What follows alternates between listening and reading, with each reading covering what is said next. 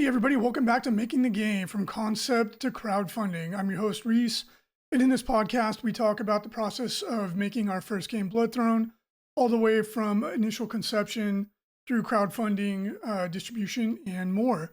In this episode, we're going to do another in our in-depth series, this time covering the Dark Knight, and I'm really excited to dive into the hero expansion characters. We finished all of the core box characters a couple weeks ago. And today we're going to dive into the hero expansion classes. So if I seem a little lower energy than normal, that's because we had big news on the 15th of this month. My wife and I had our first child. His name's Rio, and he's a healthy boy. Really, really excited, and mom and baby are healthy, but the no sleep thing is real. Both my wife and I feel like we're like walking zombies, but thankfully grandma's here to help keep things going.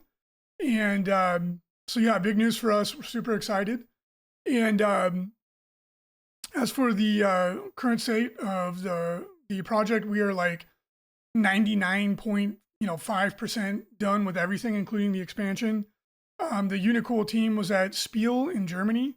Anyone that was there could have seen the game. Hopefully you did. And as soon as they're back in action, which I assume will be probably in the next day or two, I'll have a full update on delivery. We should be very close. And at this stage, it looks like we'll be sending everything together because all we're doing right now is just finalizing the print material for the expansion, and we should be good to go at that point. Again, I'm deeply apologetic for the delay. Just getting the books and the cards and the tokens together took me so much longer than I thought they would, just due to a lack of experience. But for the future, everything will be 10x faster because now we know, we made every mistake you could make in that department, so we now know what to do. But the wait is almost over, so thank you so much for your patience. Okay, let's dive in. So previously, we covered all 12 of the core box classes, and in the hero expansion, we got really creative. And I wanted to start with the Dark Knight because, for one, it's just a cool concept. It ended up being the most popular of all of the hero models, which was kind of a surprise because it was definitely the biggest. We went the furthest outside of the box with the Dark Knight because the Dark Knight in the core box is from a faction called the Vespiary, and they're like an insect-themed faction. So everyone was calling him the Bug Knight, which is fair because he looks like he has like a insect exoskeleton. He's clearly a knight, but he has a sword and a shield, but in his armor are all insect-themed.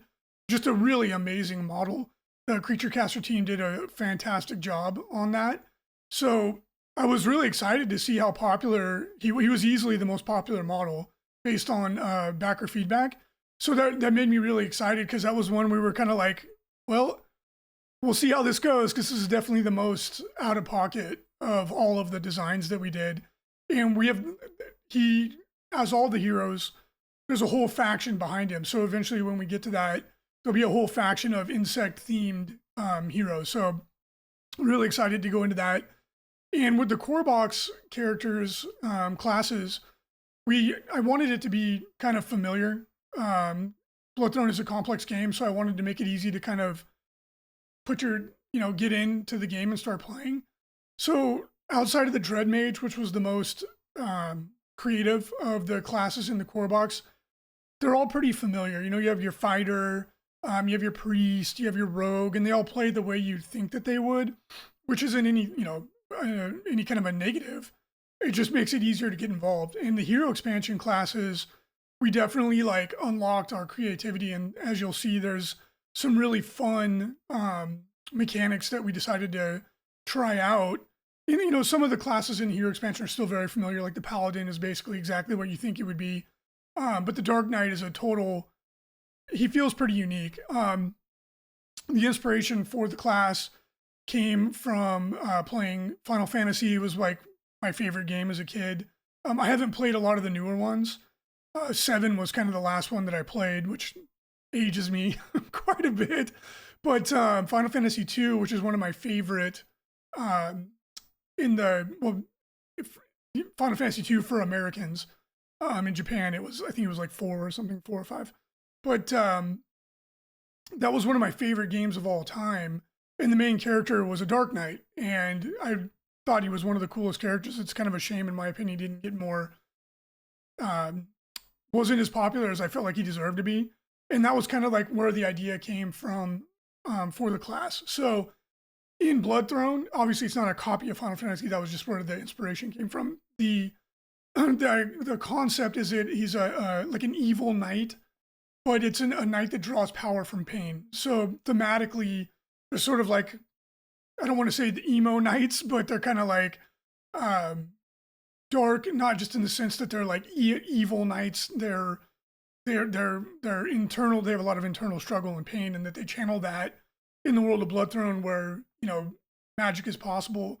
They channel their pain into more power. So mechanically, the way the class works is this is the mirror to the fighter for the adherence to Zenith. So before I get ahead of myself, in the core box, you have one faction. It's all the pre-made heroes. They're called the Heroes of the Last Accord. And you can play that faction in a PvP game, right? So if you just have the core box, you can just take those models and go play a PvP game. They're a unique faction of just those heroes. And the downside to it is that you just play them as is. There's no customization other than leveling up. In the hero expansion, we give you the tools to make your own heroes. And then we give you 2 full factions that you can play. And these represent the people that are in the city of New Jasmine, which is where the core box campaign takes place. After the events of that campaign, with the defeat of Belphegor, this new city is emerging on the ruins of the city of Jasmine. It's now called New Jasmine. And what's unique about this city is that there's people from all around the world. So you have citizens in this new city that come from every other faction.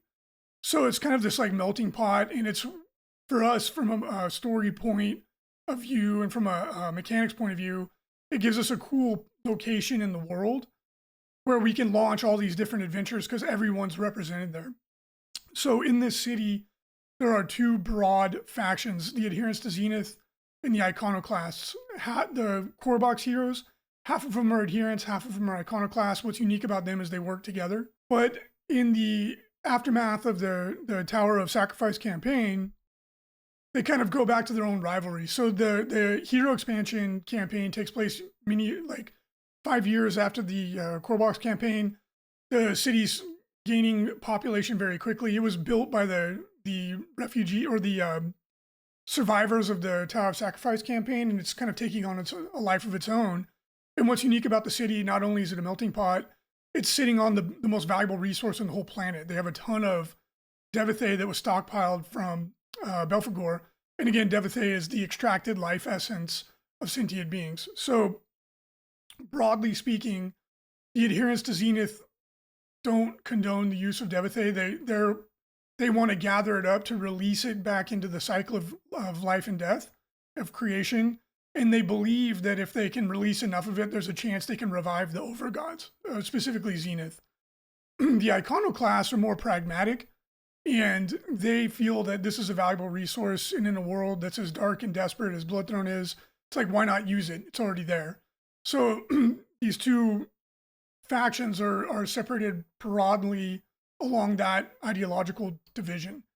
And the Adherents to Zenith and the Iconoclasts are sort of a coalition of all the other factions in the world, which we haven't gotten to yet, but we plan to. And so you kind of get like a mix of everything in it. And when you're creating your own party of heroes, you pick one of these 2 factions. And because we created New Jasmine to be kind of like, there's a little bit of everything there, it lets you do whatever you want, right? So it's a great starting point. And then as we go forward, we'll explore specific factions and have new classes, new heroes, more story, awesome models, and all that stuff. So that's kind of the plan for the future.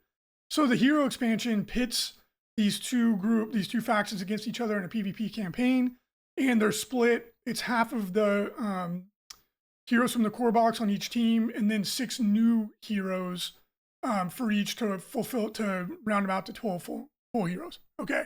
That aside, just to give it a little bit of context, We're really excited. And Ajax, the fighter from the core box, he's the tank archetype for the adherence to Zenith. The fighter class is very straightforward. That doesn't mean anything bad about it. It's just whenever we have a new player that would come and play the game with us, we'd always say like, hey, play the fighter or play the ranger. They're really straightforward. Fighter runs up, doesn't die, smacks people, and he has taunt to make people attack him to fulfill his role as the tank. The ranger runs around shooting people, and then if he gets close, he's good in combat too. Really easy to play for new players. So the Dark Knight is the foil, or he's the iconoclast equivalent of the fighter. So his archetype is to be the tank for the iconoclast. But as you'll see as we go through this, and the way that we're going to keep things fresh as we go forward, is that even though he fulfills that archetype within their party, he does it in a totally different way. And that's what's going to keep things fresh and exciting and fun as we go forward, is that whenever you get your roster of classes for a faction, you're always going to have a tanky guy. You're always going to have, some form of healer, some DPS wizard, DPS melee ranged character. They're all going to do it in a way that's fresh and fun. So the Dark Knight has different secondary and tertiary skill trees, and the way that they go about fulfilling the role as the tank is very different. So it'll be fun to compare and contrast as we go through the expansion characters so that you can get an idea for, despite the fact that the overall structure for the factions is similar, it feels totally different and they play totally different. And then on top of this, the Dark Knight archetype, the class, if you want to make your own, all the art is of kind of like a traditional like spiky knight. Like when you imagine an evil fantasy knight, that's what you would picture. But Canthus himself is completely different because he's like the inspiration we took for the way the Vespiary faction looks was like Biosuit Guyver was what I had in mind. I'm a big manga anime fan, as you can tell. Oops, on the other side.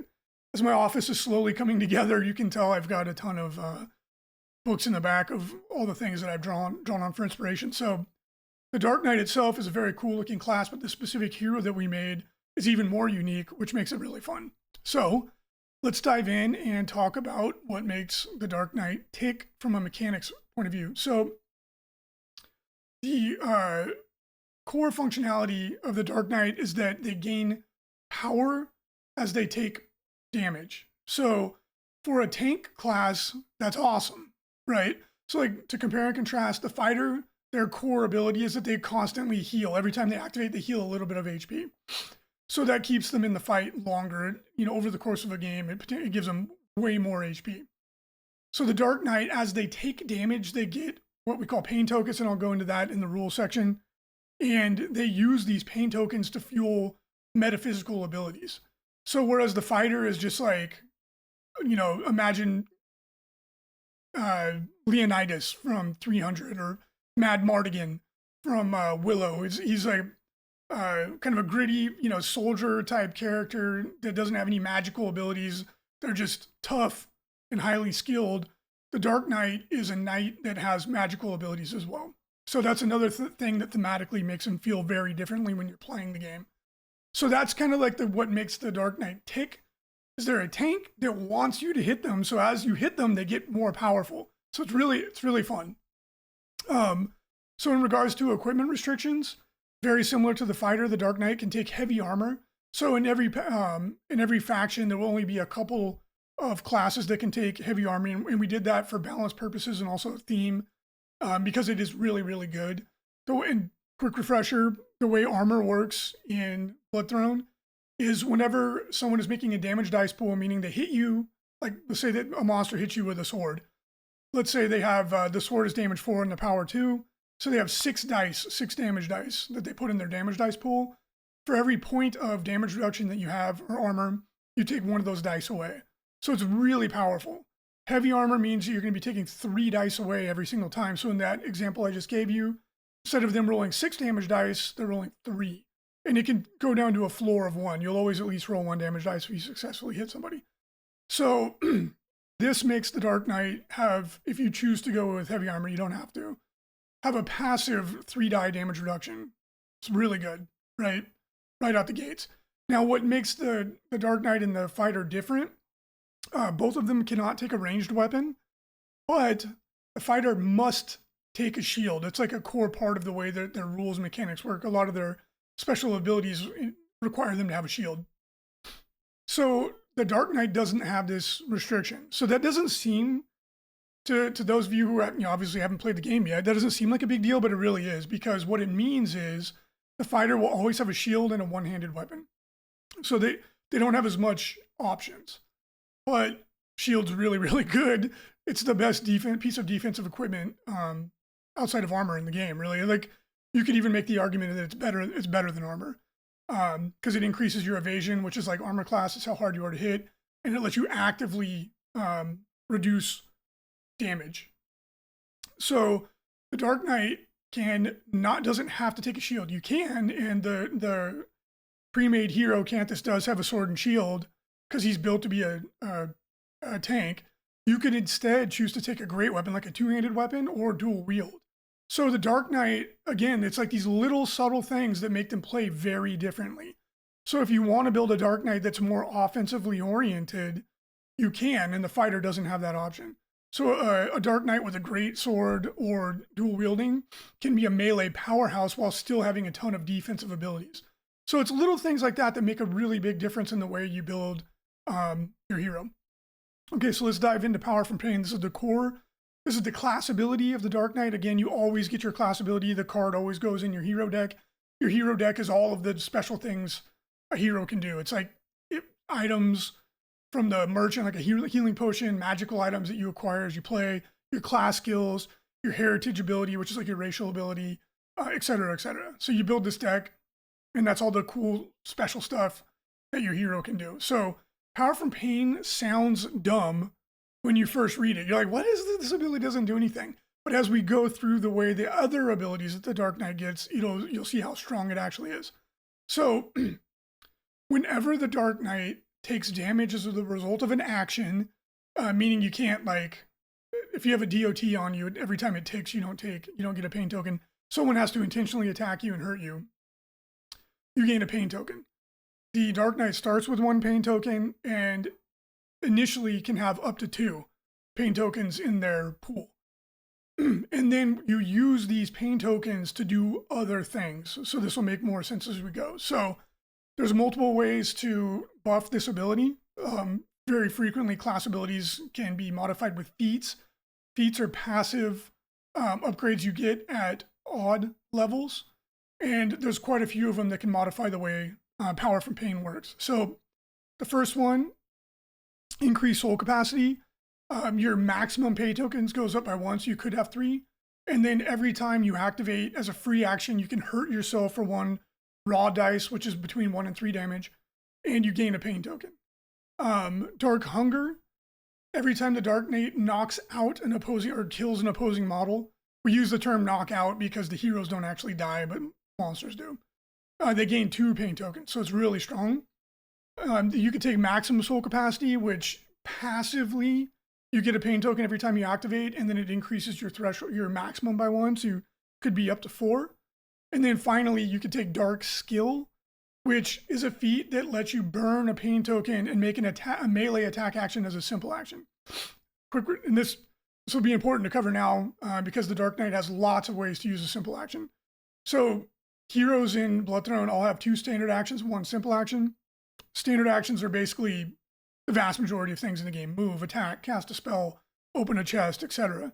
A simple action is kind of like a gimme action. Some classes don't use it very much, although you can always use your simple action to focus, which basically gives you like a bonus die you can throw into any roll. The Dark Knight uses the simple action a lot. So by burning a pain token, you can make it a melee attack action as a simple action, which lets you use one of your other standard actions to do something else. So it's really strong. It basically gives you an extra action to attack. You can only ever do the same action twice, even if you have 3 actions or whatever. You can't attack 3 times, but you could move, attack, defend, etc. using Dark Skill. It's really, really strong, right? It increases your action economy. Now, what will become clear as we go through the rest of the class overview is that being able to use multiple pain tokens to fuel an ability makes the potential for all of the Dark Knight's skills way higher than it is for other similar classes. And this will make more sense as I go, but Power from Pain basically lets you supercharge some of the Dark Knight's abilities when you need to, so that their potential power output is massive, right? And that's the whole shtick to the way the Dark Knight works.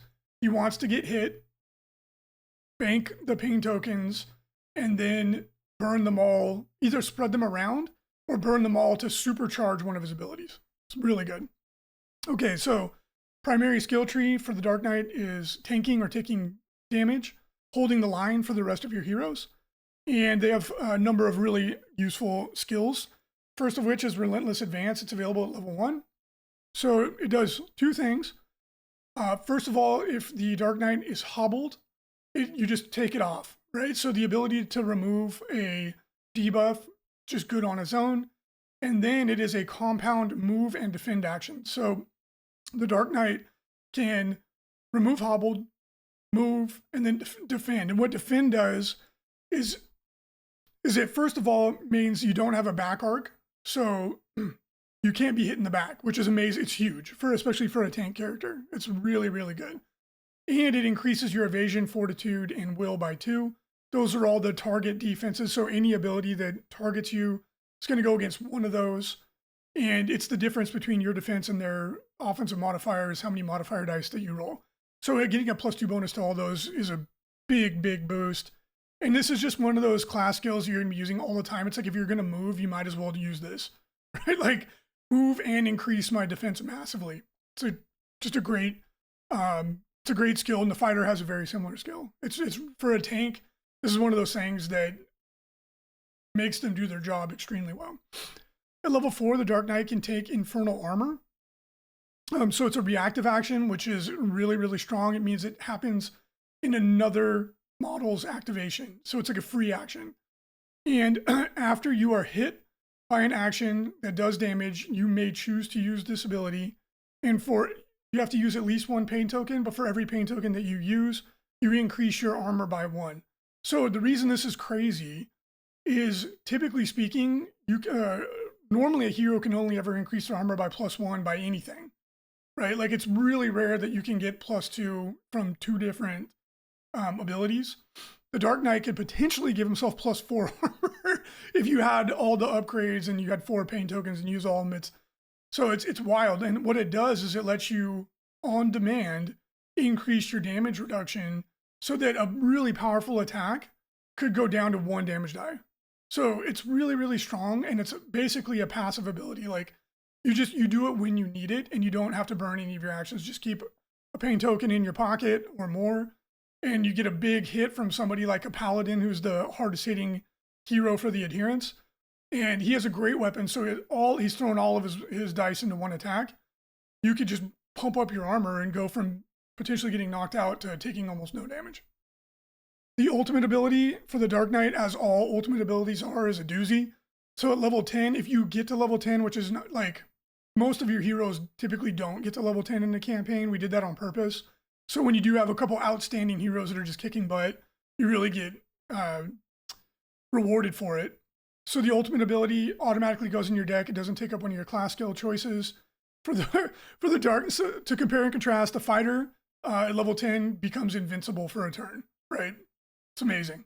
Super tank. The Dark Knight, more in keeping with their theme, is for 1 turn, they put a buff on themselves that anytime anybody hits them, they roll as many dice against themselves as they roll against you. So it's amazing. In PvE, like if you're playing in a custom campaign, monsters just run up and kill themselves on the Dark Knight. And then in PvP, typically what it means is that your Dark Knight will just not get attacked for a turn unless you can compel a model to attack you. So it's just extremely strong. The secondary skill tree for the Dark Knight is melee DPS, or melee striking is what we call it. And at level 1, he gets Darkblade. Darkblade is like bread and butter ability. You're probably going to put it in your deck every single time you play. It's just an amazing ability. So it's very simple. Every time you can, some class skills, sorry, I'm like brain fogged like heck today. some class skills will modify a normal attack. It's really common. So, and they'll say in addition to normal damage, blah, blah, blah. So the way this works is that you play this, you can modify one of your melee attacks, and in addition to normal damage, the Dark Knight heals one raw dice of healing. However, you can spend any number of pain tokens to increase the damage and the healing of Darkblade by one red raw die of either.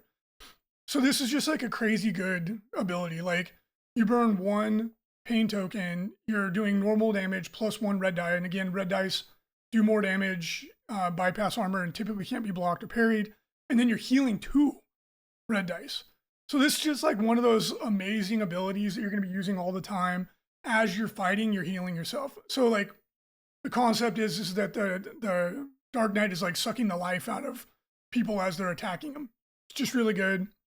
And then of course, if you max out all the options, you could be throwing 4 red dice of damage and healing 5, which is insane, right? Like, and this is the magic of how the Dark Knight is distinct, is that they can supercharge their abilities if you set them up, if you build spec them out correctly and have all the requisite pain tokens and everything that you need.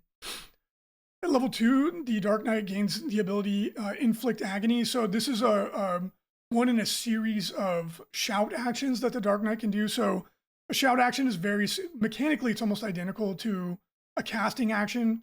The difference is that a casting action, you can move and do a casting action.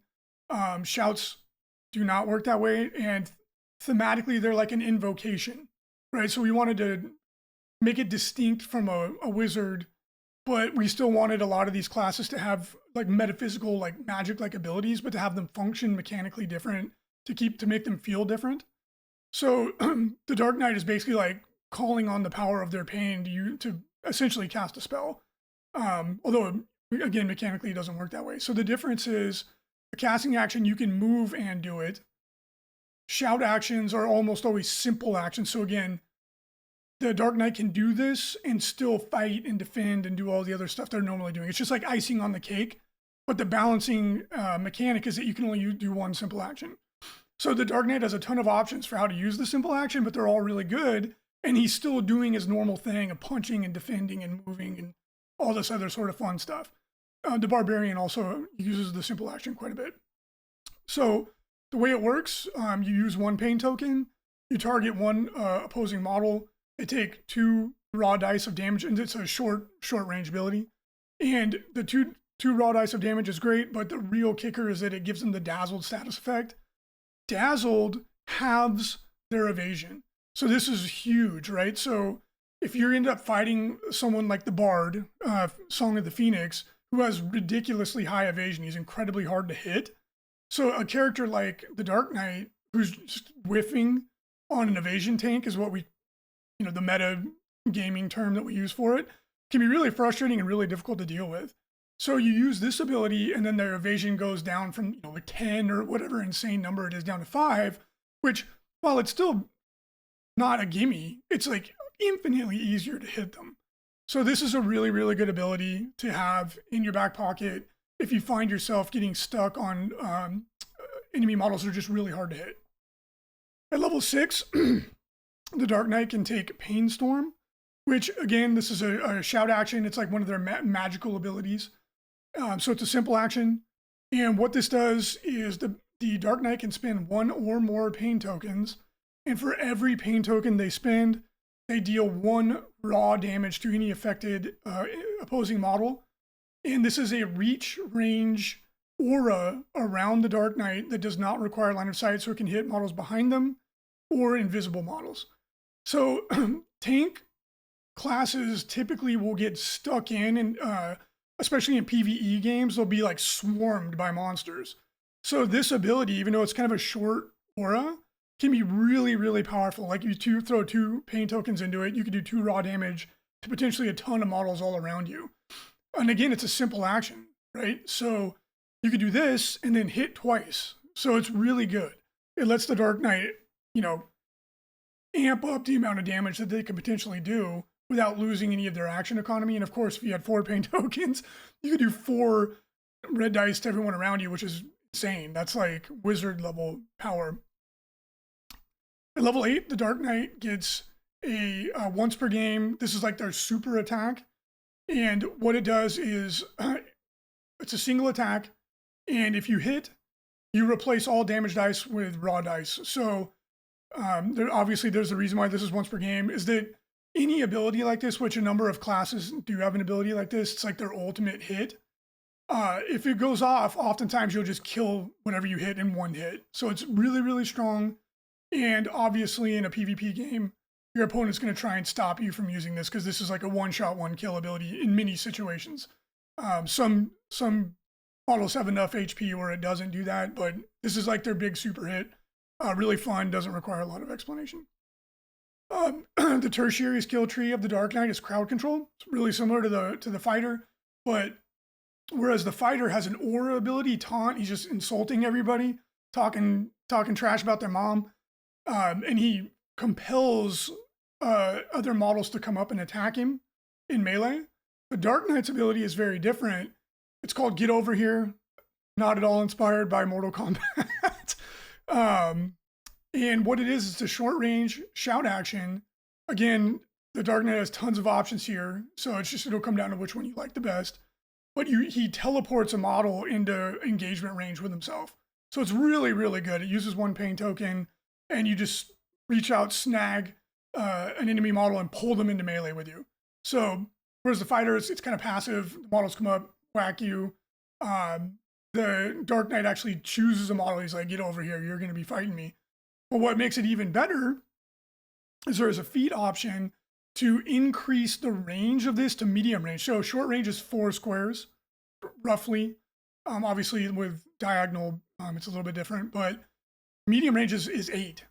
So it does require that you spend 1 extra pain token because this is so powerful. To balance it, we had to make it cost more.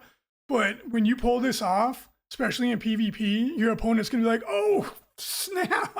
It's like, oh yeah, your priest or your nuke wizard that was in the back that you thought was safe, whoop, now he's engaged with my Dark Knight. So really, really strong ability. And I'll get into like some of the little tricks you can do because Canthus is surprisingly quick. His heritage ability is basically a free move.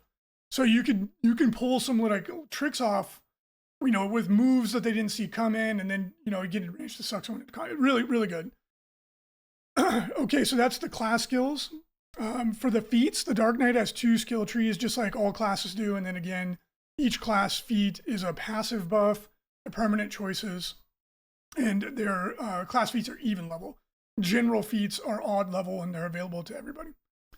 So the Dark Knight's feats are pretty straightforward. It's really similar to the fighter, but again, the specifics are very different. But it's basically increase offense or increase defense. Those are your choices. So unlike the fighter, where you are more limited in your equipment choices, the Dark Knight, you could, if you wanted to, you could make the Dark Knight just a DPS beat stick if you want to, that also has some really good defensive abilities. Or you can make them a fully decked out tank, and you have lots of options. So we'll dive in and it'll become more clear as we go. So at level 2, you can either increase your evasion by +1. So super simple, right? Make yourself harder to hit. Really good. Or you can increase the total amount of pain tokens you get, and then you have the option as a free action to hurt yourself and get another pain token. So really it just comes down, do you want your Dark Knight to be more tanky or to have more offensive abilities by having more access to pain tokens? Just depends on what you want him to do. If you're speccing out your Dark Knight to be really, really tanky like Canthus, the pre-made Dark Knight, the evasion is probably a good choice because then he goes from evasion 7 to 8, which is really, really high. So not only is he reducing the amount of damage he takes, he's hard to hit in the first place. Or if you think, oh, my defense is good enough, I want more pain tokens, well, you can do that instead. So at level 4, you can either opt to increase the range of Get Over Here to medium range, as I already explained. It's really, really good. It's expensive at 2 pain tokens, but the potential disruption that it can cause is well worth it. Or instead, you can take Dark Hunger, which every time the Dark Knight knocks out an opposing model or kills a model, they gain 2 pain tokens. So I've already explained pulling someone into combat is great. Um, Being able to gain pain tokens from offense in addition to taking damage opens up a lot of different choices for how you can build your Dark Knight. So if you're building your Dark Knight to go smack people in combat, then this might be a good choice because you'll be passively generating pain tokens while you're hitting or knocking people out in addition to when you're taking damage.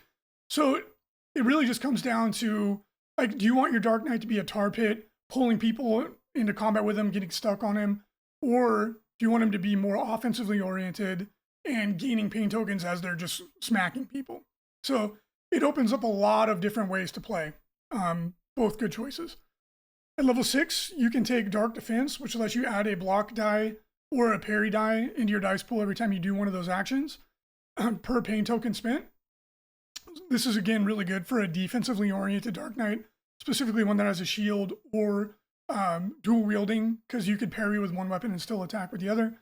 So having this on demand is really useful, right? So you can just go, oh man, I need to stop more damage. You just throw some pain tokens into that ability, and you just throw some pain tokens into the dice pool, and you can use it whenever you want. So this would be like, if you don't want to take Agony's armor in your deck, you can use this instead, and it's passive, right? So it gives you a lot of options. Contrary to that, you can just take Dark Power, which increases your power pool by 1. So as a reminder, typically when you make a melee attack action, a lot of special actions too, you add your power to the total. So what this would do would just increase the amount of damage the Dark Knight's doing with every attack. So again, just comes down to how you build them.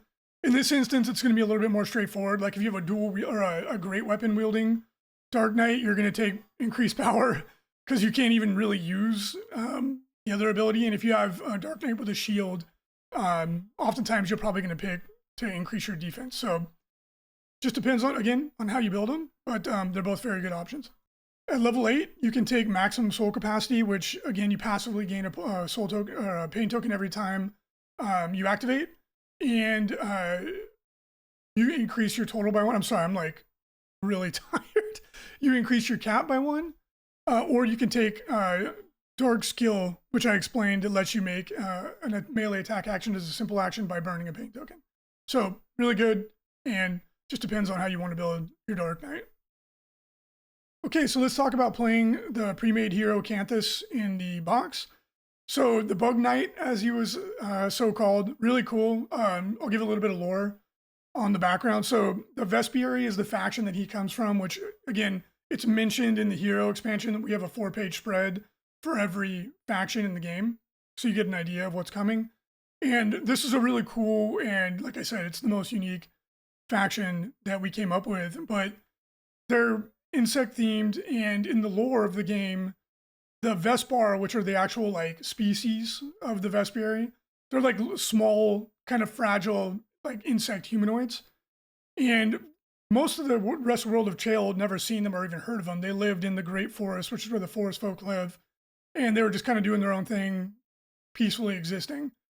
With the discovery of Devithae, which is, again, it's the essence of a sentient being that unlocks like crazy powerful magic, they found that they could fuse another sentient being, we call them Kith, like a human or an elf, with the larvae of one of their own kind, and it would form a new hybrid being that was physically powerful, and it allowed them to become really expansionary.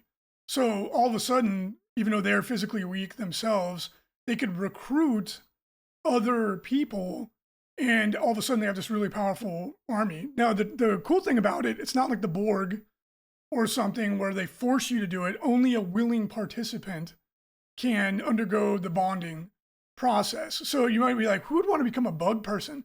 Well, the upside, besides becoming physically more powerful, is that mentally and emotionally, you lose some degree of your sense of self, and you feel you have an overwhelming sense of empathy with other members of the Vespiary, and you have a reduced sense of like guilt, anxiety, fear, all the negative emotions. And so in the world that Chael is, where so many people have seen their whole societies getting annihilated, they've lost their family, there's quite a few people who are like, you know what, that sounds like a pretty good deal to me, right? I can get rid of all this like horrible feelings I have a sense of purpose and a sense of belonging.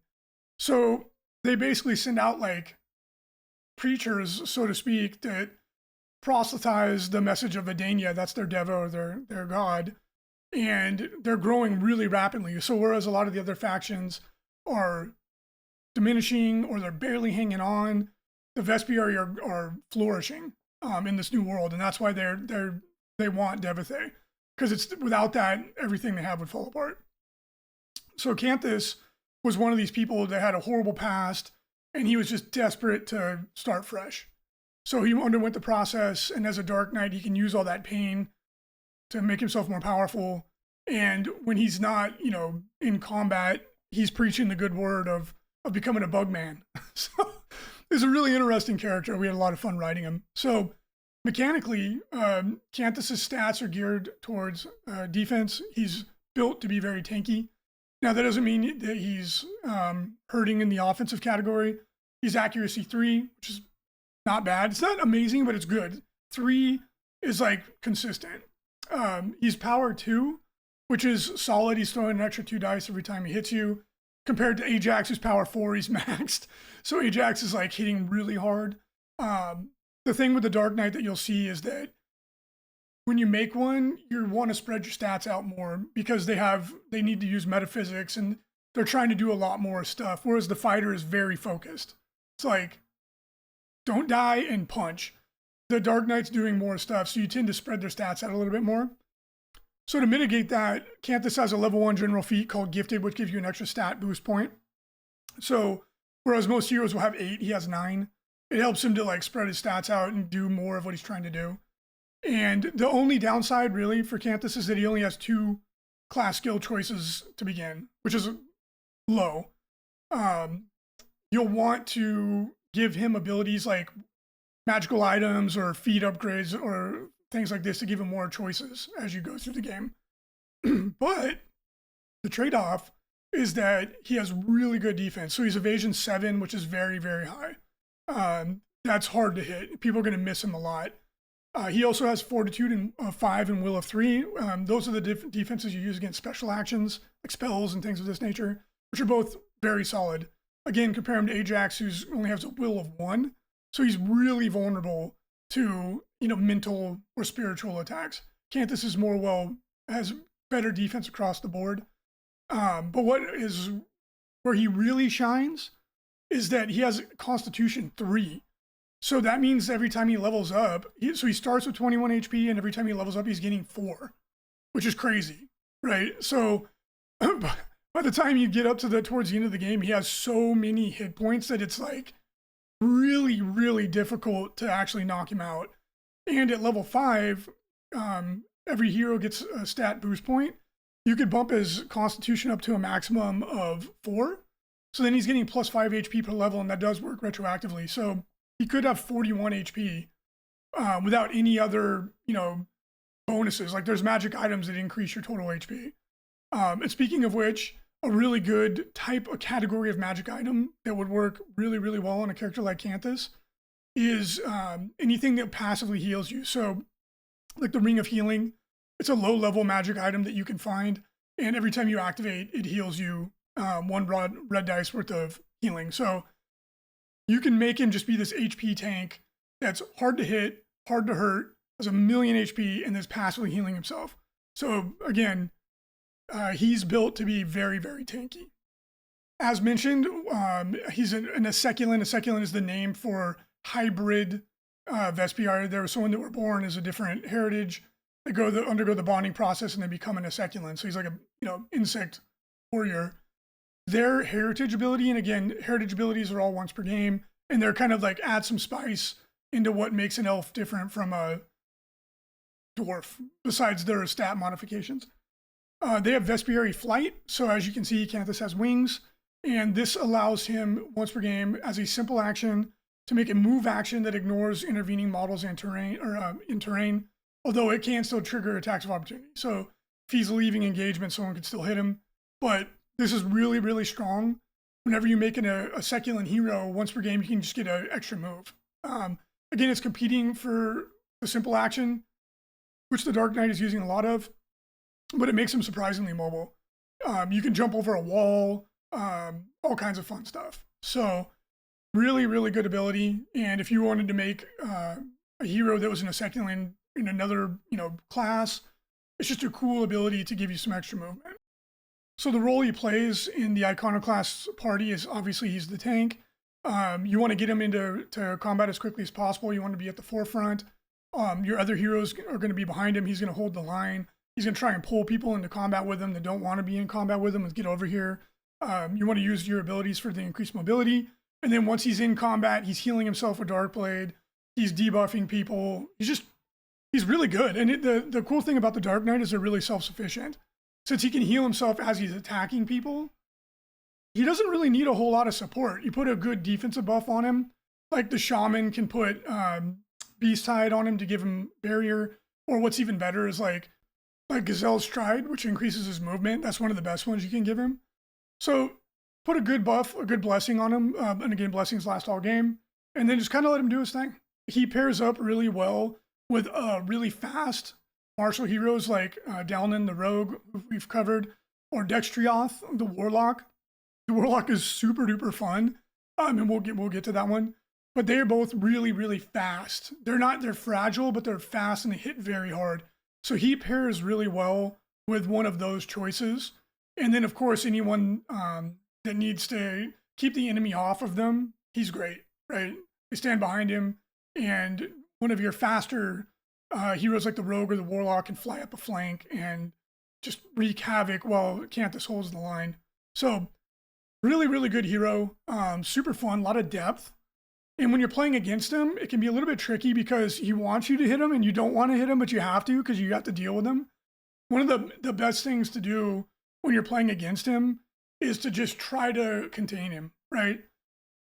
Pin down or pin is a great ability. The Ranger can do it from range. And stopping him from moving, obviously really good. And you don't have to do it for the whole game. You only need to do it for a turn or two, right? If you can do it early in the game and keep him from advancing, it can totally screw up your opponent's plan.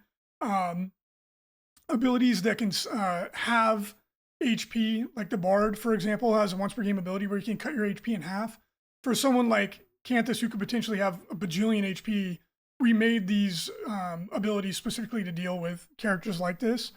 Really good. Anything that lowers his evasion or his armor, for example, the Transmuter has a spell that cuts your armor reduction or your damage reduction in half, rounding down.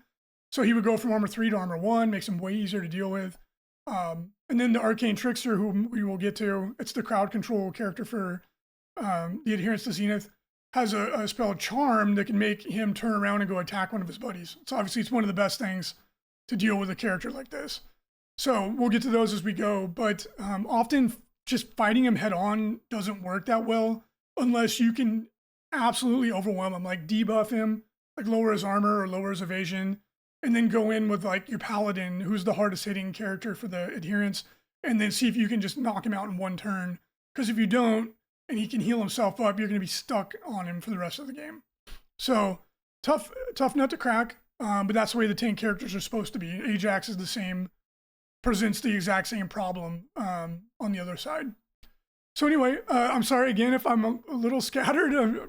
I haven't really got a full night's sleep since the baby was born, but I hope that you're excited to play the Dark Knight, and that this illustrates like some of the cool and creative things we did in the hero expansion to just really increase the amount of options that you have and show you just how much of a sandbox Bloodthrone can be.